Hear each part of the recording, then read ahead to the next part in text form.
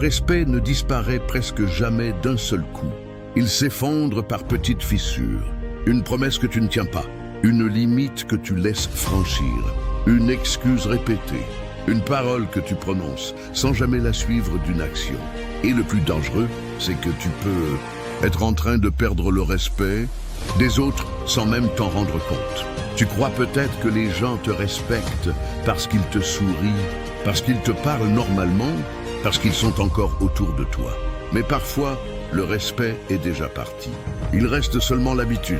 Et voici ce qui est fascinant. Les gens ne te respectent pas seulement pour ce que tu dis, ils te respectent pour ce que ton comportement leur apprend à attendre de toi. Si tu dis non, puis que tu acceptes finalement, tu leur apprends que ton non peut être négocié. Si tu annonces que tu vas changer, puis que tu recommences exactement comme avant, tu leur apprends que tes paroles n'ont pas beaucoup de poids. Si quelqu'un te manque de respect et que tu ris pour éviter le conflit, tu lui apprends qu'il peut recommencer. Et si tu passes ta vie à chercher l'approbation, tu finis par donner aux autres le pouvoir de définir ta valeur. Mais ce n'est pas le plus surprenant. Le problème n'est pas toujours ce que les autres pensent de toi. Le problème commence souvent lorsque toi-même, tu commences à ne plus te respecter. Imagine un homme qui se regarde chaque matin dans le miroir et qui se promet « Aujourd'hui, je vais travailler sérieusement. Aujourd'hui, je vais arrêter de remettre à demain. Aujourd'hui, je vais prendre soin de mon avenir. » Puis arrive le moment de passer à l'action. Une notification, une conversation, une vidéo, une petite excuse, et il abandonne. Le lendemain, il recommence. Puis encore le lendemain. Au bout de quelques semaines, quelque chose change à l'intérieur de lui. Il ne le remarque pas immédiatement, mais son esprit commence à enregistrer une information. Mes propres décisions ne sont pas fiables. C'est là que le véritable danger commence. Parce que la confiance en soi ne naît pas simplement en répétant des phrases positives devant un miroir. Elle naît lorsque tu fais une promesse à toi-même et que tu la respectes. Chaque fois que tu tiens parole envers toi-même, tu construis une brique. Chaque fois que tu trahis ta propre parole, tu enlèves une brique. Et après des mois, parfois des années, tu peux te retrouver avec une personnalité qui doute constamment d'elle-même. Tu dis « je vais commencer demain ». Mais une petite voix intérieure répond « on sait très bien comment ça va finir ». Tu dis « cette fois, je vais aller jusqu'au bout ». Et cette voix répond « tu as déjà dit ça ». Voilà pourquoi certaines personnes semblent manquer de confiance alors, qu'elles ont énormément de potentiel. Elles ne manquent pas forcément de talent, elles manquent de preuves. Elles ont besoin de se prouver à elles-mêmes qu'elles sont capables de faire ce qu'elles disent. Et c'est précisément ici que tout change. Le respect commence par la cohérence, pas la perfection. La cohérence. Tu n'as pas besoin d'être la personne la plus intelligente de la pièce. Tu n'as pas besoin d'avoir le plus d'argent. Tu n'as pas besoin d'être le plus fort ou le plus impressionnant. Mais si tes paroles et tes actions racontent constamment deux histoires différentes, les gens finiront par croire tes actions et ils auront raison. Pense à quelqu'un qui promet constamment d'arriver à l'heure. Il dit « demain je serai ponctuel », puis il arrive encore en retard. Il s'excuse, puis recommence. Au début, les gens sont contrariés. Ensuite, ils s'habituent, puis ils cessent d'attendre de lui qu'il soit à l'heure. Et c'est là que quelque chose de subtil vient de se produire. Ils ont ajusté leurs attentes à son comportement. Il n'a peut-être reçu aucune insulte. Personne ne lui a dit « je ne te respecte plus ». Mais dans leur esprit, son niveau de fiabilité a diminué. Voilà comment le respect se perd. Silencieusement, sans annonce, sans cérémonie. Et la même chose se produit avec tes limites. Tu dois comprendre quelque chose d'essentiel. Une limite que tu annonces, mais que tu n'appliques jamais n'est pas réellement une limite. Imagine quelqu'un qui te parle mal chaque fois qu'il est en colère. La première fois, tu dis « ne me parle plus jamais comme ça ». Il recommence. Tu te tais. La troisième fois, tu dis encore « je t'ai déjà prévenu ». Il recommence. Tu pardonnes immédiatement. Que vient-il d'apprendre? Pas forcément qu'il est plus fort que toi. Il a appris quelque chose de beaucoup plus précis. Tes paroles ne produisent aucune conséquence. Et lorsqu'une personne comprend cela, elle peut commencer à repousser tes limites encore davantage. Ce que très peu de personnes comprennent, c'est que poser une limite n'a rien à voir avec crier. Tu peux parler calmement, tu peux rester respectueux, tu peux même sourire. Mais une limite doit avoir une conséquence réelle, sinon elle devient une simple phrase. Regarde les personnes qui inspirent naturellement le respect. Elles ne passent généralement pas leur temps à expliquer pourquoi elles méritent le respect. Elles n'ont pas besoin de dire « respectez-moi ». Leur comportement parle pour elles. Elles savent ce qu'elles acceptent. Elles savent ce qu'elles refusent. Et surtout, elles ne changent pas de personnalité simplement. Parce qu'une personne importante entre dans la pièce. C'est une qualité rare. La plupart des gens changent selon leur environnement. Avec certaines personnes, ils sont extrêmement confiants. Avec d'autres, ils deviennent silencieux. Avec une personne qu'ils admirent, ils acceptent presque tout. Avec une personne qu'ils pensent moins importante, ils deviennent arrogants. Cette incohérence finit par se sentir. Les gens observent. Ils remarquent, ils comprennent rapidement lorsque quelqu'un cherche désespérément leur approbation. Et voici une vérité difficile à accepter. Plus tu cherches à être aimé par tout le monde, plus tu risques de perdre le respect de certaines personnes. Parce que le respect et l'approbation ne sont pas la même chose. L'approbation dit « aime-moi ». Le respect dit « comprends qui je suis ». Tu peux être gentil sans être soumis. Tu peux être généreux sans être disponible à toute heure. Tu peux aider les autres sans sacrifier constamment tes propres priorités. Tu peux être humble sans te diminuer. Et tu peux être calme sans être faible. Mais beaucoup de personnes confondent la gentillesse avec l'effacement. Elles disent oui alors qu'elles veulent dire non. Elles acceptent des comportements qui les blessent. Elles sourient lorsqu'elles sont humiliées.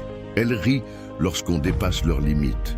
Puis elles rentrent chez elles et se demandent pourquoi personne ne les respecte. Le véritable secret est ailleurs. Tu dois commencer à te comporter comme quelqu'un dont le temps, l'énergie et la parole ont de la valeur. Imagine que quelqu'un te donne un billet de grande valeur. Tu le jettes par terre. Tu marches dessus. Tu le laisses sous la pluie. Tu le récupères plus tard, froissé et sale. Sa valeur n'a pas réellement changé. Mais toi, tu viens de montrer que tu ne savais pas quoi en faire. Ton temps ressemble à cela. Chaque matin, tu reçois une quantité limitée de temps.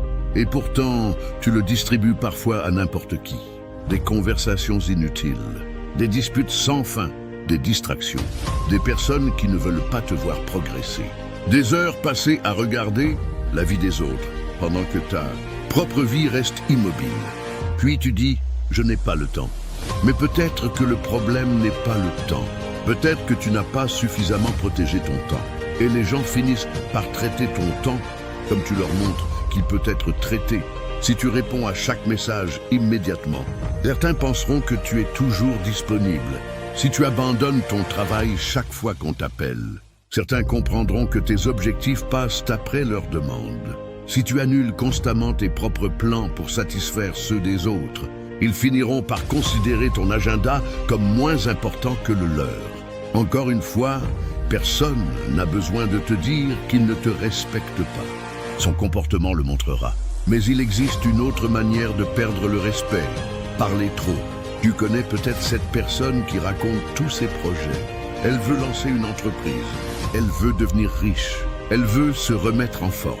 Elle veut apprendre une nouvelle compétence. Elle veut changer complètement de vie. Tout le monde connaît ses ambitions, mais personne ne voit ses résultats.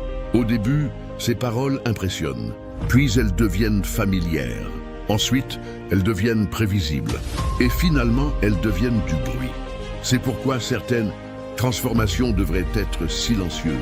Tu n'as pas besoin d'annoncer chaque nouvelle décision. Tu n'as pas besoin de publier chaque objectif. Tu n'as pas besoin d'expliquer à tout le monde que tu vas devenir une meilleure version de toi-même. Travaille, construise, apprends, change et laisse les résultats parler. Un arbre ne fait pas d'annonce lorsqu'il grandit. Il grandit. Une rivière ne demande pas la permission de continuer son chemin. Elle avance. Et toi aussi. Tu peux apprendre à avancer sans avoir besoin d'être constamment applaudi. Mais attention à une autre erreur. Se taire ne signifie pas tout accepter. Certaines personnes pensent qu'être calme signifie ne jamais répondre. C'est faux. Le calme véritable n'est pas l'absence de force. c'est la maîtrise de la force. Quelqu'un t'insulte.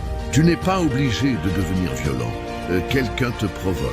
Tu n'es pas obligé de perdre ton contrôle. Quelqu'un essaie de t'humilier. Tu peux répondre avec une phrase simple puis partir. Parce que lorsqu'une personne réussit à contrôler tes émotions, elle vient de prendre une partie de ton pouvoir. Imagine que quelqu'un appuie sur un bouton et que tu exploses immédiatement. Il connaît désormais ton bouton. Et s'il connaît ton bouton, il peut te manipuler. La maîtrise de soi devient donc une forme de puissance. La personne qui ne peut pas contrôler sa colère devient prisonnière de sa colère. La personne qui ne peut pas contrôler ses envies devient prisonnière de ses envies. La personne qui ne peut pas contrôler son besoin d'approbation devient prisonnière du regard des autres. Et une personne prisonnière de ses impulsions aura beaucoup de mal à inspirer un respect durable. Alors comment changer cela? Commence par quelque chose de très simple. Fais moins de promesses et tiens davantage celles que tu fais. Si tu dis que tu vas te lever à une certaine heure, fais-le. Si tu décides de travailler pendant 1 heure, travaille pendant cette heure. Si tu dis que tu vas terminer quelque chose, termine-le. Si tu promets d'arrêter une mauvaise habitude, commence par une journée, puis 2, puis 3. Tu n'as pas besoin de transformer toute ta vie en 24 heures. Tu dois simplement commencer à envoyer à ton cerveau une nouvelle information. Je peux compter sur moi. Et cette information va progressivement changer ton identité. Tu vas marcher différemment, parler différemment, décider différemment, parce que tu n'auras plus besoin de te convaincre que tu es capable. Tu auras des preuves. Voici un exercice simple. Ce soir, prends quelques minutes seul. Pose-toi une question qui peut être inconfortable.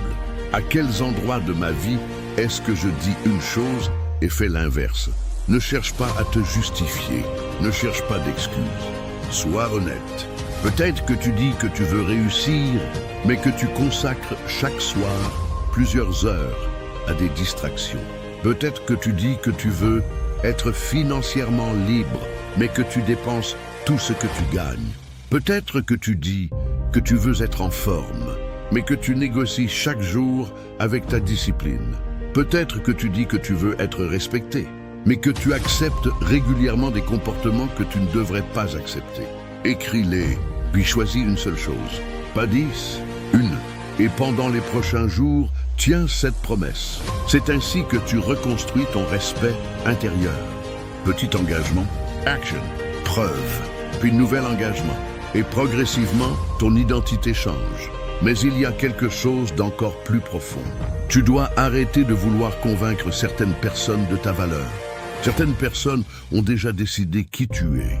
Tu pourrais réussir, elles trouveraient une autre raison de te critiquer. Tu pourrais changer, elles se souviendraient de ton ancienne version. Tu pourrais progresser, elles diraient que tu as changé et elles auraient raison. Tu as changé, c'est justement le but. Ne retourne pas dans ton ancienne personnalité simplement, pour rassurer ceux qui étaient habitués à cette version de toi. Quand tu commences à poser des limites, certaines personnes vont être surprises. Quand tu commences à dire non, certaines vont se vexer. Quand tu arrêtes de courir après leur attention, certaines vont se demander ce qui t'arrive. Laisse-les se poser la question. Tu n'es pas obligé de redevenir petit pour que les autres se sentent à l'aise. Mais attention, devenir plus fort ne signifie pas devenir arrogant. Tu n'as pas besoin d'écraser les autres pour t'élever.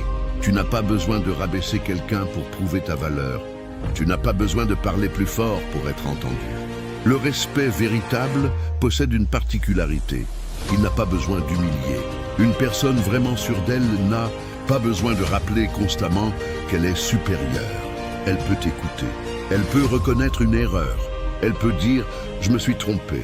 Et paradoxalement, cette capacité à reconnaître ses erreurs augmente souvent sa crédibilité. Parce que personne ne respecte réellement quelqu'un qui prétend être parfait. On respecte quelqu'un qui assume, quelqu'un qui tombe et se relève, quelqu'un qui dit « j'ai fait une erreur, je vais la corriger », quelqu'un dont la parole devient progressivement synonyme de fiabilité. Et c'est là que tu dois faire attention à ton environnement. Observe les personnes autour de toi. Que deviennent-elles lorsque tu refuses une demande? Que font-elles lorsque tu réussis?